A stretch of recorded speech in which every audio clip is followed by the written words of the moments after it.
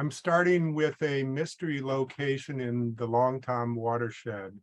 This is algae bloom, and if you look upstream, you'll see several more algae blooms upstream, and we'll get back to this later in the presentation.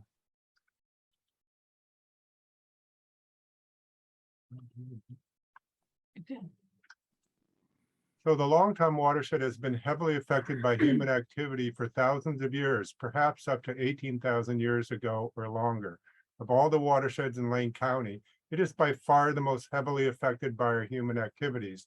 It is the heart of the southern Willamette Valley Kalapuya that were likely the sole inhabitants of this watershed for perhaps thousands of years prior to white settlers.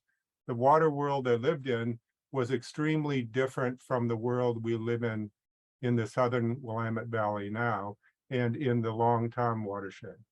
More of Eugene is in the Long Tom watershed than its two other watersheds, the Willamette and the Mackenzie. And here is a map of the Long Tom watershed and all the different uses currently. You can see this huge long list. It's very heavily populated and used for farming, forestry, tree harvest, and so forth. The Long Tom Watershed Council has a lot of interesting information on their website, and this was from there. And this map is also from their site, and it shows historic vegetation and hydric soils of the watershed, and we'll get to hydric soils right here. So hydric soils are soils that have developed under conditions of water saturation for a long enough part of the growing season that they develop an anaerobic or without oxygen condition that supports the growth and regeneration of wetland plants that can thrive under these conditions. As the map showing hydric soils indicates, the lower elevations of the Long Tom watershed had large areas of wetlands, as did the rest of the Willamette Valley. After white settlers arrived, these were progressively drained. Stream and river courses were altered and diverted in all sorts of ways in order to accommodate farming and other human activities. So the hydric soils in this map here are those gridded areas all through here, and they weave up all these valleys. And that is straight out wetlands, not periodic flooding. It's straight out wetlands that used to exist throughout the Long Tom drainage. And here's a simple map of the Long Tom watershed, just for orientation. Low Pass, the headwaters of the drainage, is right up here in this corner at Low Pass. It's up above the little town of Low Pass. It's on Highway 36 that goes out to Deadwood and Triangle Lake and so forth, and then down to Mapleton. And it flows, if you watch the cursor, it flows this way and into the Fern Ridge Reservoir, then upward north and crosses over into Benton County, right below Monroe, and then into the Willamette River. And we'll be going over these different side drainages some too. So it starts in the Coast Range above Low Pass, weaves down to Notai, which is, it's not on the map here, but it's right at this juncture kind of with Elk Creek. And there's a Notai Creek that comes down here that isn't shown. There'll be a photo later on from there. And through the Oregon Country Fair site, which is about right here, where the E or the N is on Veneta.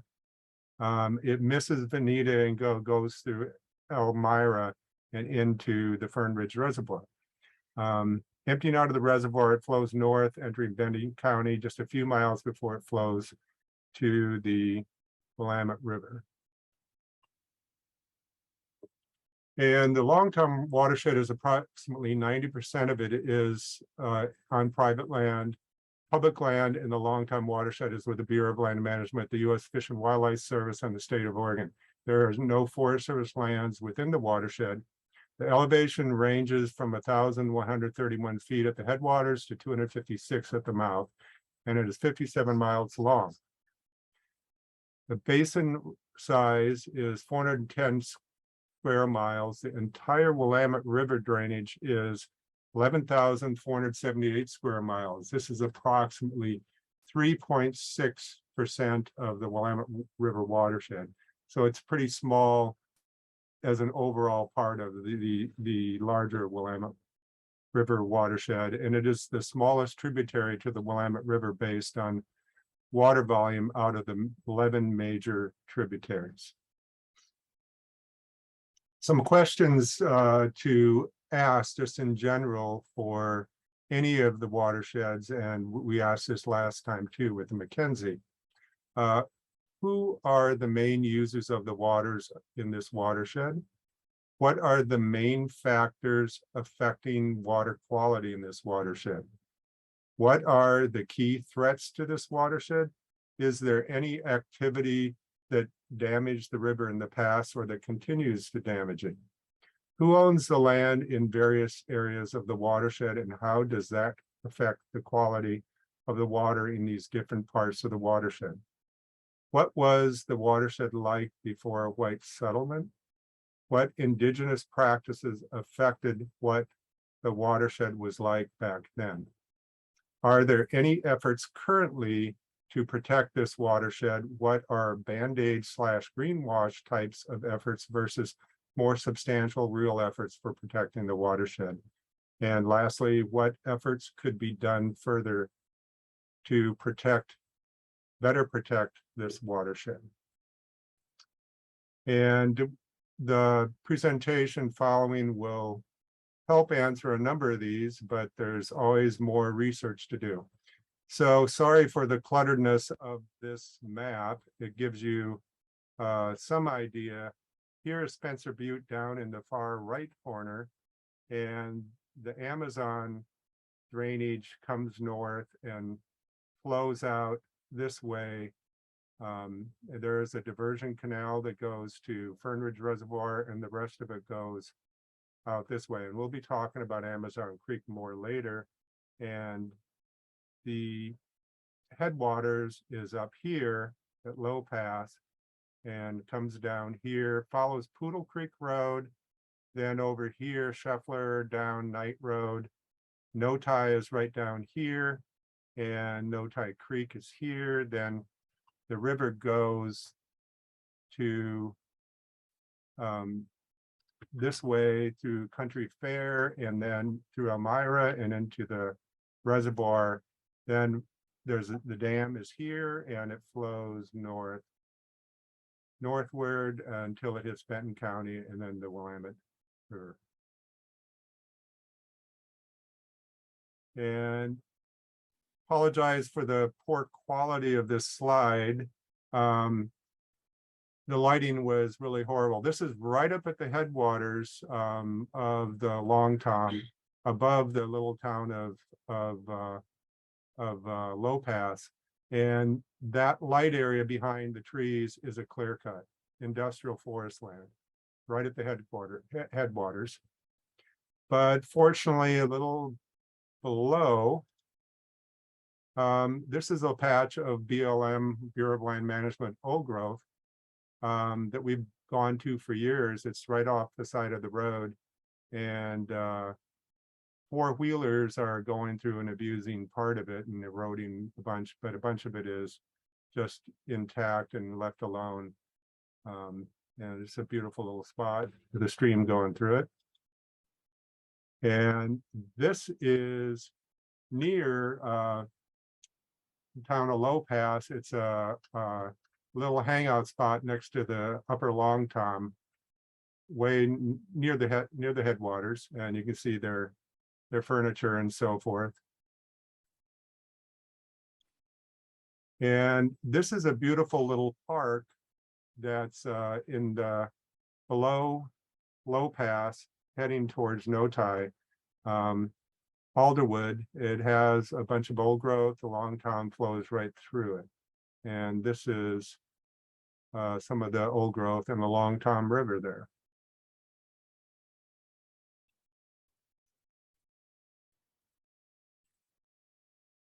And this is the Long Tom River off of Poodle Creek. A lot of places it's really hard to see because it's very vegetated, and so you can see the water through there, and then some human activity past the stream. And I did a trip where I looked at the Long Tom at every road crossing, and there are many road crossings, and so give you an idea of different segments of the Long Tom. This is off of Scheffler Road, a little bit ways north of Notai, and up and downstream. And off of Worland Road, and some real stagnancy right here on the left. And off of Knight Road, you can see this is right north of Notai. You can see some debris in the stream here in the right photo, right at the foreground and then at the back.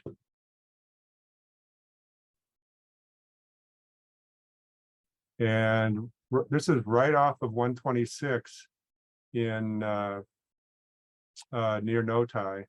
So the left is looking upstream and the right is looking downstream, and you can see a bridge that goes over the river too, that's right outside of Notai. It's in this right photo. Hey, David. Yes. So all these photographs, look, there's not a lot of big trees to shade the Long Tom. Did it used to have big trees shading it? That's a good question. There's a lot of, I think, unanswered things.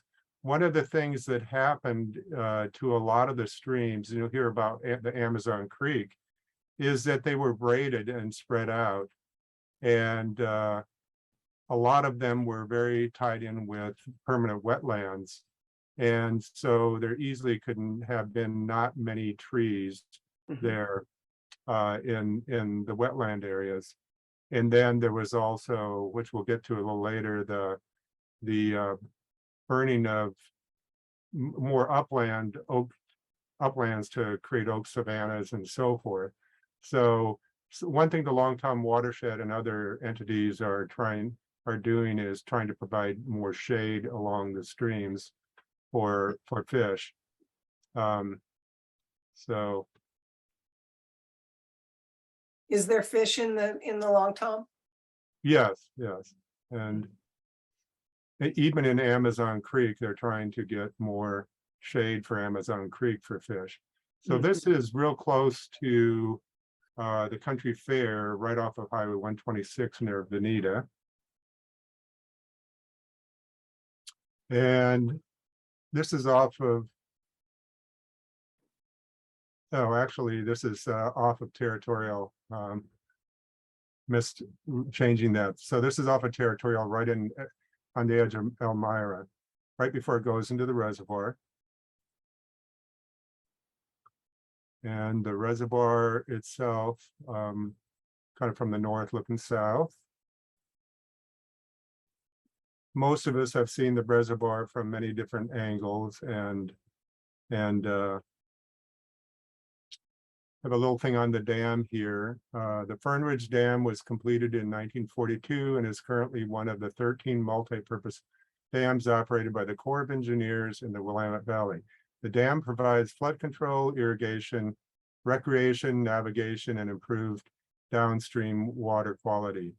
The water level is kept high from May through September for recreation purposes.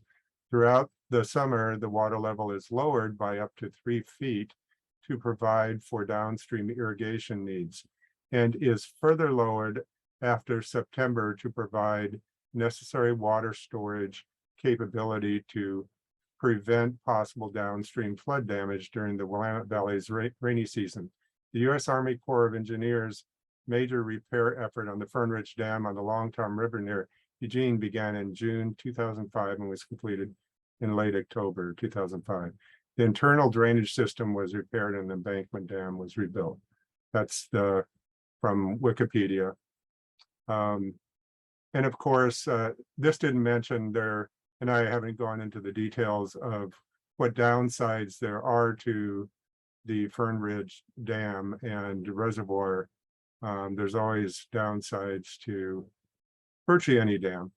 And note there are 7 large flood control dams on streams in Lane County, of which Fern Ridge Dam is one of them.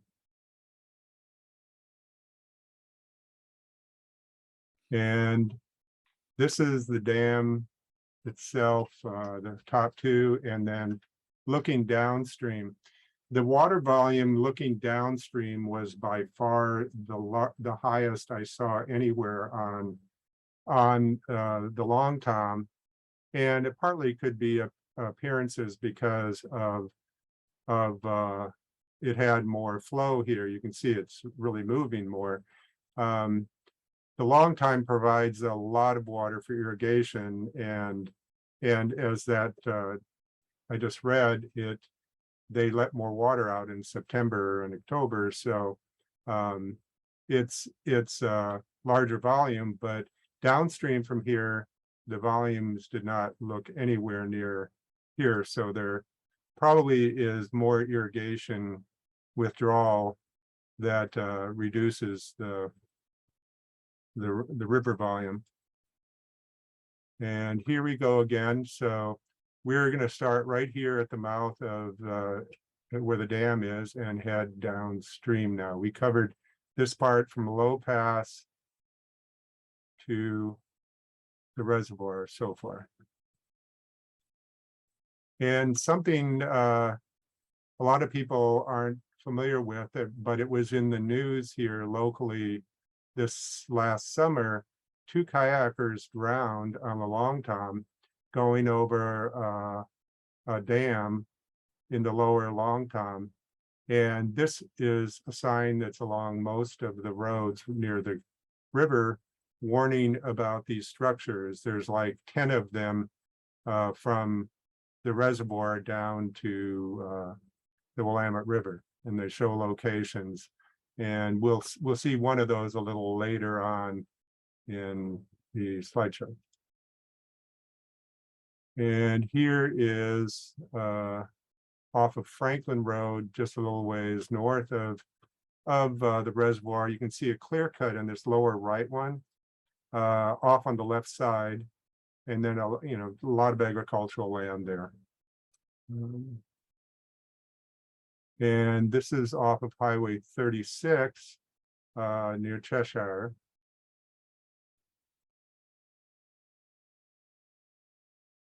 And this is off of High Pass Road, just west of Junction City. The Long Tom River north of High Pass Road, just west of Junction City. And you can see a house up here and agricultural land.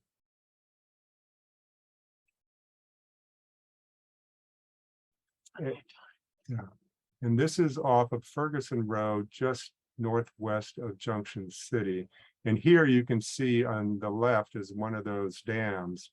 And I think this was the type of dam that caused the 2 deaths. The current below there pulls people under, and they can't and won't let them up. And so they're pretty dangerous. And so the tributaries or side streams of the Long Tom, go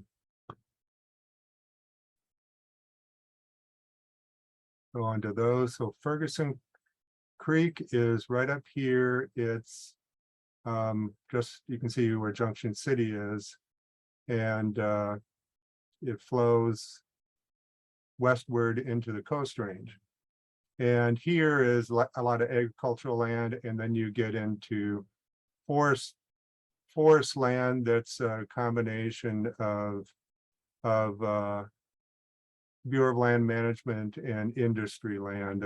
This whole area along the western edge of the watershed down to kind of Coyote Creek is checkerboard land ownership between Bureau of Land Management and mostly industry. Bear Creek is right here, and there's just lots of human activity along all the tributaries. It comes out of the Coast Range also.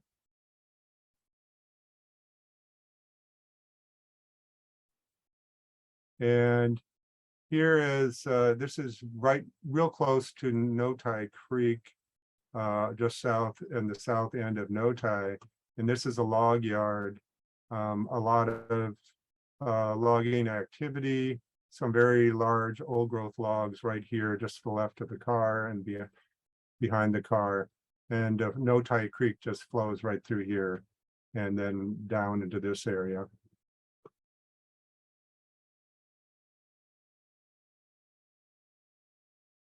And Coyote Creek is a pretty major tributary of the Long Tom. It flows right into the south end of the Fern Ridge Reservoir.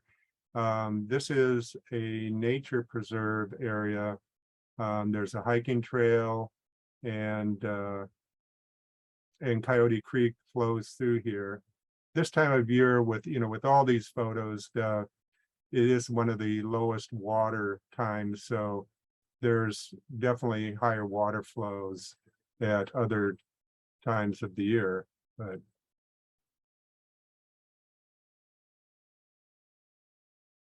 and this is a prescribed burn. This is U.S. Fish and Wildlife Service in a wetland area. You can see burned cattails here in the lower right photo. They're doing a number of treatments that trying to kind of simulate what was done by the Kalapuyan people in the past. And a lot of plant life is adapted to fire and gets rejuvenated by it. And Coyote Creek a little farther upstream, Petzel Road, so it's like right in here.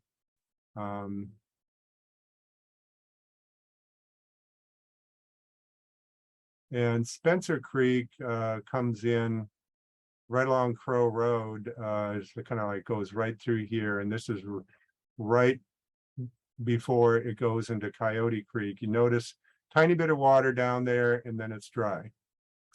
Something that likely could be changed if there were certain different land practices and with addition of beaver. And now we're moving on to Amazon Creek. The headwaters of Amazon Creek are in the southeast Eugene below the ridgeline around Fox Hollow.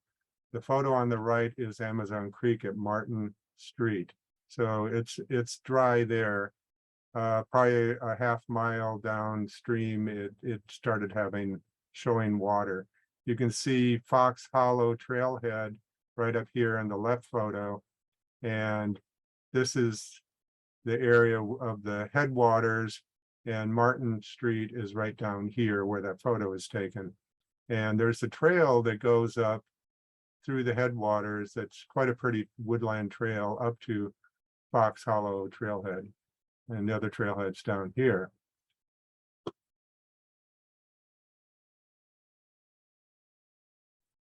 So Amazon Creek, and this is from Wikipedia, Amazon Creek's headwaters are located in Eugene's southeast hills near Spencer Butte. The creek bed has been altered from the foot of Spencer Butte, so it flows north from the Martin Street through Amazon Park in a channel. At 24th Street, it enters a 1.7 mile concrete channel. The stream travels north to 18th Avenue, turning west near High Street and continuing to the Levee Channel, diversion channel near Lane County, near the Lane County Fairgrounds at Jefferson Street. It continues west to Fern Ridge Reservoir and the Long Tom River. It collects water from 21 square miles of urban landscapes and storm drains providing flood control, wildlife habitat, and recreation. In 1946, the U.S. Army Corps of Engineers widened, deepened, and realigned the creek from Hilliard Street to Fern Ridge Reservoir in a diversion canal as a means of controlling floodwaters in the area. The Amazon Flood Control Project was completed in 1958 using a trapezoidal channel design to withstand a 25-year flood. The lower reach of Amazon Creek from Bailey Hill Road to the Coos Bay Rail Link, former Southern Pacific Railway rail line, has been the subject of current restoration efforts to widen the creek and plant native species along the banks. The city of Eugene has designated Amazon Creek as a natural area, noting these areas support a wide diversity of plants and wildlife, including many endangered and rare species. These areas also provide valuable ecosystem services and many other important functions that benefit our community. The above hints at there may not be much, if anything, of the original creek left unaltered. And we'll get to that a little more, how altered it actually is. Following is a brief slideshow of the creek. So Amazon Creek, so from the headwaters, you see Martin Street trailhead. It flows down Amazon Parkway by Amazon Park, and this is at 39th Street.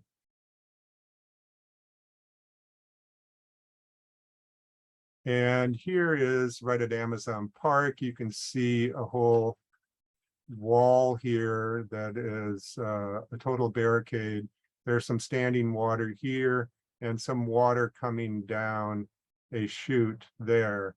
So this is pretty inhibiting of fish moving about at all at this time of year. Is that 24th Street? Amazon Park, so this would be like 28th around there. Okay. So it's, thanks. yeah, it's kind of like from Market of Choice south. If you go east, you'd run right into this structure here. And here is the channeled concrete channel area. Goes for 1.75 miles. Which goes through downtown. doesn't it? Yeah. And this is along Garfield Park, downstream some. And west of Garfield Park, there's a bike path along a lot of this. It goes quite a ways out west. And let's see, I think I missed one here. This is south of West 11th and Seneca, kind of near the West Fred Meyers. So you can see the big bike path here. Here it's in really good shape, new concrete and everything. Some places it's pretty broken up. And this is off of Bertelson Road. So this red building on the left is Euphoria Chocolate. And this one's looking east towards town. And this one's off North Danebo Road, and the sign in the lower right is for a nature trail. Pretty sure this one is Bureau of Land Management. It's really close to a headquarters for the Bureau of Land Management. Has a wetlands center, and as be covered a little more later, they've done a lot of restoration of wetlands in their small parcels in West Eugene. And this is off of Green Hill Road, Amazon Creek. In the left photo, you can see a little bit of beaver activity. There in the foreground there on the left, that there's, you can see parts of a beaver dam. And this is a photo of the Amazon diversion channel off of Green Hill Road. Amazon Creek flows west from Meadowlark Prairie into the Amazon Diversion Channel and passes under the Royal Avenue Bridge and meanders west and slightly north, passing under bridges at Green Hill and Fir Butte Road. This is Green Hill, this one. And from there it flows west into the Fern Ridge Reservoir. This last stretch of the creek flowing into the Fern Ridge Reservoir can be viewed along the Royal Avenue Trail. Altogether, the Amazon Creek collects water from 21 square miles of urban landscapes and storm drains, providing flood control, wildlife habitat, and recreation.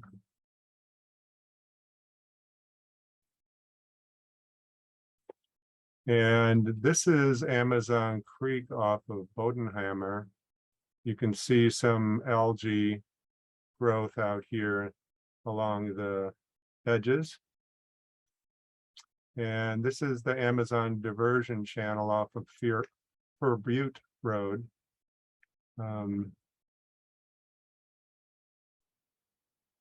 And Amazon Creek off Clear Lake Road. So here's the mystery photo up left. It's looking, you can see Spencer Butte way in the background. And the bottom right is across the road looking north. It goes to a little widened area, which I didn't get to, called Clear, they call it Clear Lake, and it very likely, Aaron, can you admit? And it very likely is also totally covered with algae growth. And I did a closer up so you can maybe see the algae blooms. There's one in the foreground. You can see a little darkened area there. And I was able to see like 3 or 4 stretching out along this channel going towards Spencer Butte. Is this farmland next to it or what? Yeah, it's farmland, cattle. You can see cattle off on the right. So, you know, one thing with all this algae, there's a lot of fertilizers and perhaps manure that's close, because the livestock can get down really close to the river at times. And this is in farther out in the Amazon Creek, so it is going to perhaps collect more over time. So now we're going to go into a little more detail on what was Amazon Creek like before. According to Sarah Hobbit's article, A River Runs Through It, in Ethos magazine, she shares, historically, Amazon Creek didn't even exist. Rather, it was a series of braided channels over the Willamette Valley, surrounded by wetlands in the winter. In the summertime, the wetlands dried up. The valley became inhabitable. Members of the Kalapuya tribe then accessed lands to harvest camas, a blue lily whose root was a staple crop to roast and eat throughout the winter. As settlers arrived, they began creating ditches to redirect the various channels from the land. The effects of this work intensified in 1950 when the Army Corps of Engineers dug a channel from the headwaters that would become Amazon Creek out to the Fern Ridge Reservoir. The single channel became Amazon Creek. There is, as you can have seen on maps, a channel that goes northward towards Junction City and enters the Long Tom there also. Both of them have some water in them. The algae growth one was the one heading towards Junction City. In 1946, the U.S. Army Corps of Engineers widened, deepened, and realigned the creek from Hilliard Street to Fern Ridge Reservoir in a diversion channel as a means of controlling floodwaters in the area. The Amazon Flood Control Project was completed in 1958. The Lane County Historical Museum has recorded the memories of Eugene's early residents, and in doing so, also recorded the history of the creek.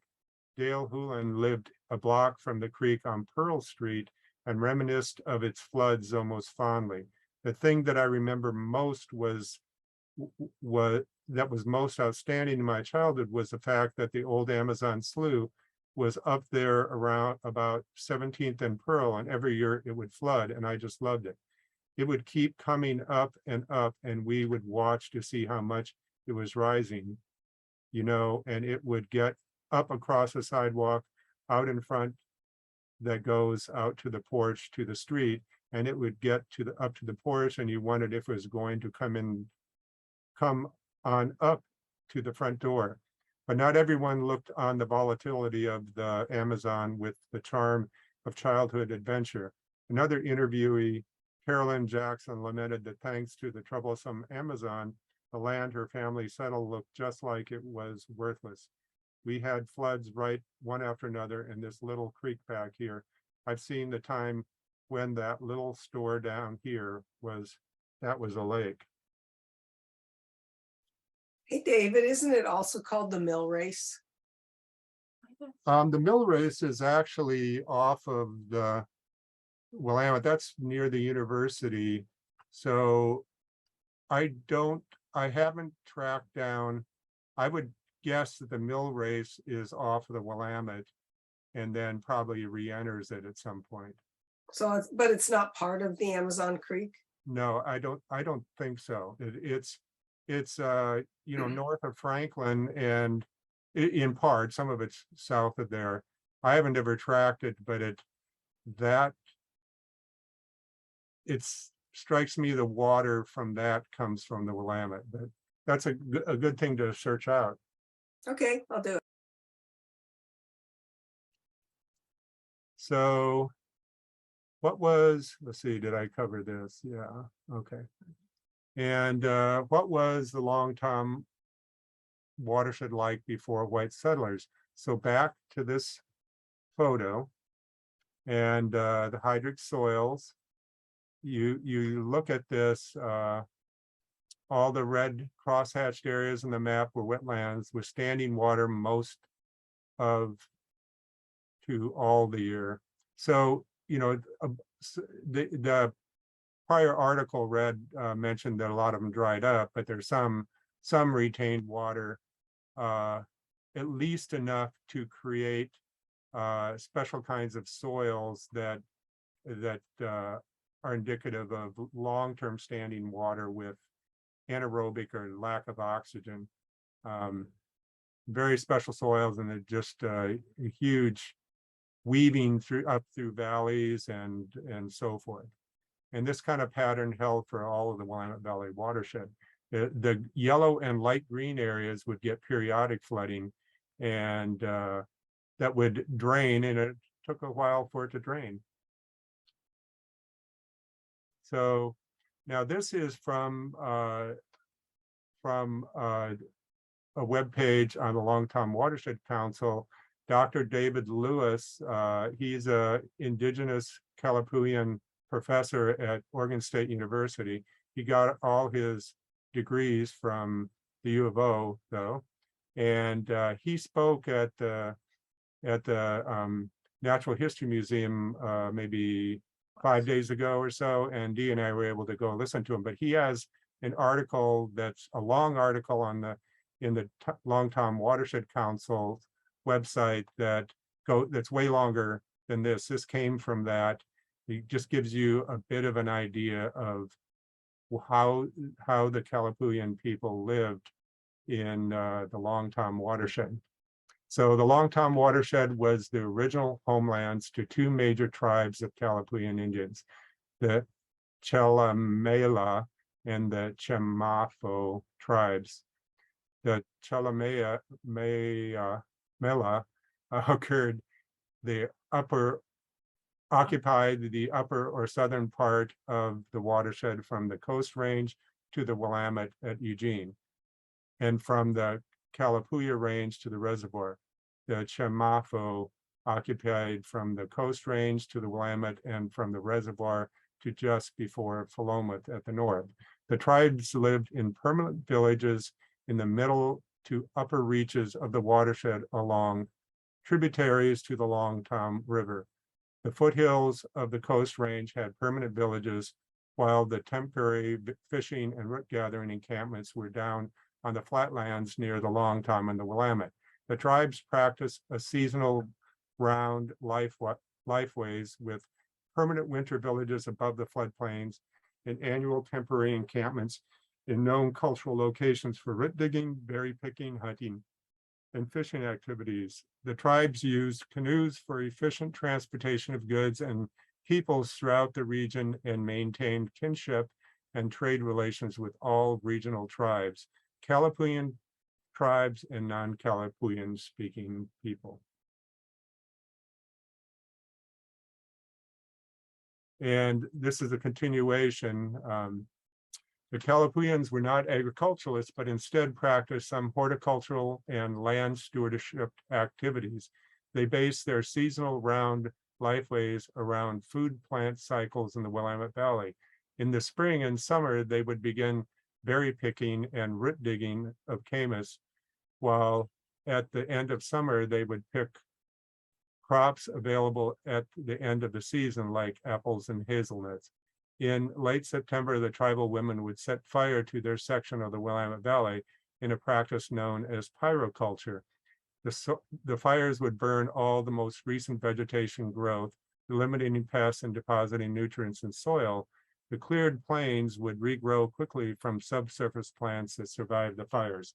As such, the native plants of the valley are adapted to a fire regime. Oregon white oak savannas were developed from this cultural activity as an acorn food crop for the tribes. Other trees and bushes that could not survive the annual fires were then cleared from the valley, their habitats reduced to the foothills and upland regions. Pyroculture also affected the forest, clearing out extra underbrush and leaving a clear forest floor under a canopy of mixed conifers and big leaf maples. Pyroculture likely eliminated large destructive fires in the region for thousands of years. And so if we think about what it was like on the Longtom Watershed and the rest of the Willamette Valley before white explorers arrived, there were wetlands everywhere in the lower areas and regular seasonal temporary flooding in the higher areas that took a while to drain off the floodwaters. There is another aspect to this also, beaver. There were beavers and beaver dam building all over Western Oregon, and trappers trapped them out down to very low numbers in the early 1800s before settlers came. Explorers and trappers brought diseases to the indigenous people. Malaria, and this according to David Lewis, Dr. David Lewis, is what actually wiped out 95 to 97% of the Kalapuya by 1830. So that when settlers started to come to the Willamette Valley in the 1840s, it was mostly very recently deserted due to the Kalapuyan people being decimated by this disease. They encountered open park-like landscapes due to the pyroculture, along with wetlands. The explorers and trappers brought malaria to Oregon because some of them have visited the tropics and contracted it, then got bitten by a mosquito while in Oregon, allowing the mosquito to transfer it to indigenous people. White settlers found the regular flooding difficult and sought to lessen it. Flooding likely worsened from 1840s on due to the near eradication of the beaver, whose structures helped lessen rapid flow of water. Currently, there are less than 0.5% of the original wetlands and wet meadows left in the Willamette Valley.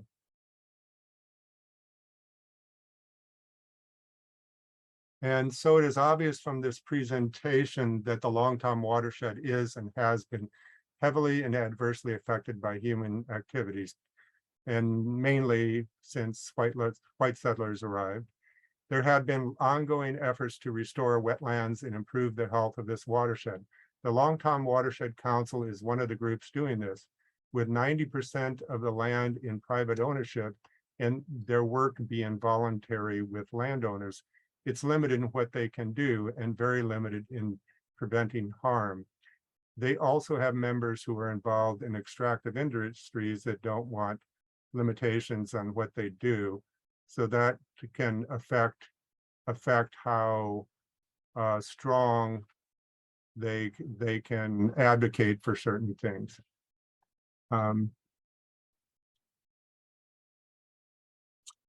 And ending slide here, there are several governmental agencies involved in wetlands restoration and protection. The Bureau of Land Management is actively doing this on some of its parcels in West Eugene. The nature trail off the North Rainbow, seen earlier as an example of this, the nature trail at Coyote Creek and the prescribed burn area are the U.S. Fish and Wildlife Service. Mackenzie River Trust has also brought and protected wetland parcels in the Coyote Creek also. Our watersheds still don't have the degree of protection they need, and the current structure of law often doesn't allow the stopping of harm. Our upcoming Watershed Bill of Rights for Lane County takes on being able to stop harm in a way current laws and agencies won't. It gives watersheds rights of nature. Oh, and let's bring back the beaver. So it's the end of the presentation. We can open it up to questions. We can open it up to questions or comments or disagreements or anything. Nice presentation, David. You sure gave us a lot of food for thought. Steve, you have something you wanted to share? Well, I put this in the, thank you, David. It was really good. Some of those pictures were, I can hear the signal or whatever it is at the mill in Notai where you took the pictures of the old growth trees. I mean, I can hear that the work going on there. We're that close, and so we're close to some of those places you took pictures of.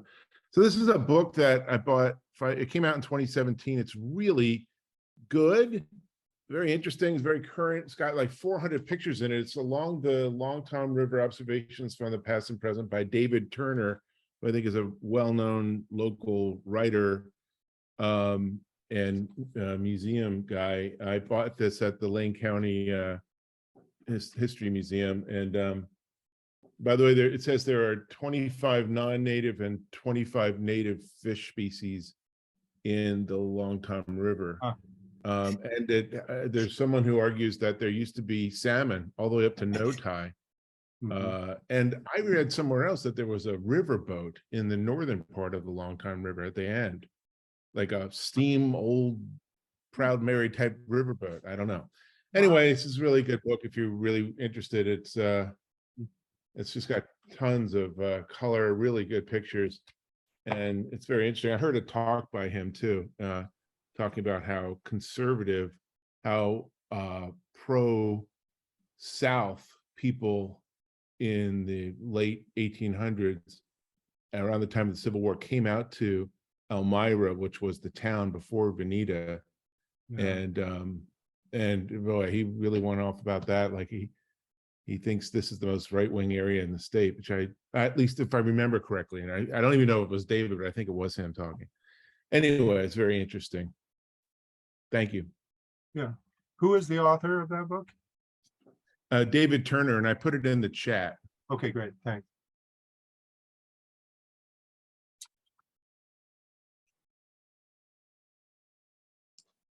More David? questions or go ahead, Rich. David, Yeah. to your knowledge, has there ever been a comprehensive study of the toxicity of the Long Tom watershed? I know the Long Tom Watershed Council has done some studies. I saw some map of some kind of toxicities. Maybe let's see. Gabriela, do you know? Yes, I can Yeah. answer Yeah. that. Yeah. Along Amazon Creek, there is an ongoing, it's been going on for a number of years, a quality control where they're actually taking testing regularly. And woman Sarah that runs the storm water program, which is amazing. You should all learn about that, is running that program as well, where they test what pesticides and herbicides are coming down Amazon Creek. And I'm continually, and will want to search more, who gets that information and where does it go? It does go out to people, you know, to have that knowledge. My understanding, a lot of the problems of herbicides and pesticides coming out is lawns in Eugene, is coming from Eugene and people taking care of their gardens, you know, in the way that they shouldn't be in all of our minds. But so anyway, yeah, there is a strong program with the Watershed Council. And Sarah, I could give you information if you'd like to contact her sometime.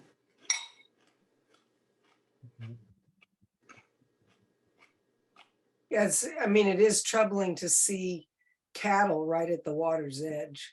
And That's actually illegal, and I'm surprised they get away with it.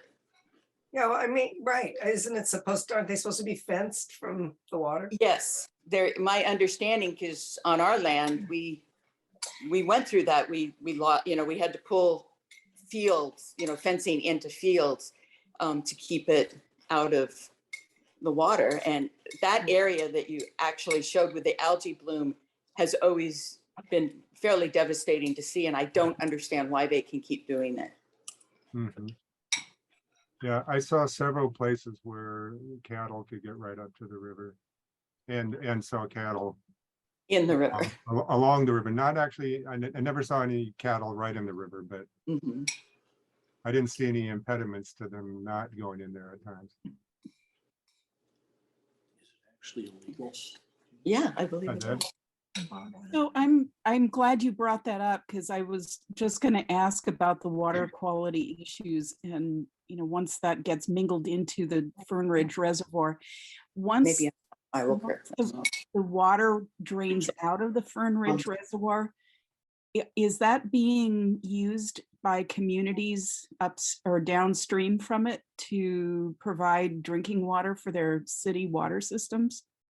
Like Monroe or Yeah, I didn't, I thought of that question, but I didn't get time to research it. Like the Monroe would probably be the largest city right along the Long Tom there. in Cheshire. Elmira, Cheshire. And it isn't too far from Junction City. It's west of Junction City. Yeah. But do you know, Jabrilla, if the Long Tom is actually a water source for any of these communities? As wells? Oh, as wells? No, Do, Well, you know, do they get their water from wells or from the Long Tom? from mostly from wells is my understanding, but I don't know for sure. And I stand corrected by my husband that the cattle fencing the rivers is maybe not illegal, but I know it's been challenged many times. So that is something that I stand corrected on. It I know should be illegal. Well, yes, and I know that there were many issues going through whether it should be legal or not that pushed us to move our fencing, which is a good thing. Yeah. You say Barb? yeah, I think Barb did you have your hand up a little ago? No, I'm Oh, sorry. okay. Sorry. All very interesting, though. Any other thoughts or questions or anything? We're right about a little past, but I could give you some good news, yeah, please. and that the entire Upper Willamette Stewardship, which is formed a group of all the watersheds, and the Long Tom is very much looking and working with beavers and how to get beavers back in a good way. Oh, good. And Right. so that, you know, you said beavers, so that is something watershed councils are really looking at and promoting. And the other thing is that cultural burning is a happening thing. And there is now a tribal-led indigenous burn crew of youth that has begun and is burning and bringing ceremony before the burn and bringing traditional indigenous burn back to the land in this area. So those are the two good news I want to give you. Great. Great. Yeah, thanks for that information, Jabrila. It's Yeah. really important that we are made aware that those kinds of practices are actually gaining headway. I mean, we're hearing about it, but to know that they're actually occurring, it's really beautiful to know. Yeah. Yeah. Well, I guess we could end on that positive note and, In the chat, Oh, yeah. Katie has listed a link to finding out about the webinar Wednesday that's coming up on the 26th of October. And next month, we will continue. I'm not sure which watershed or what the program will be, but we are going to continue educating ourselves about Lane County watersheds. So tell all your friends, put it on your calendar.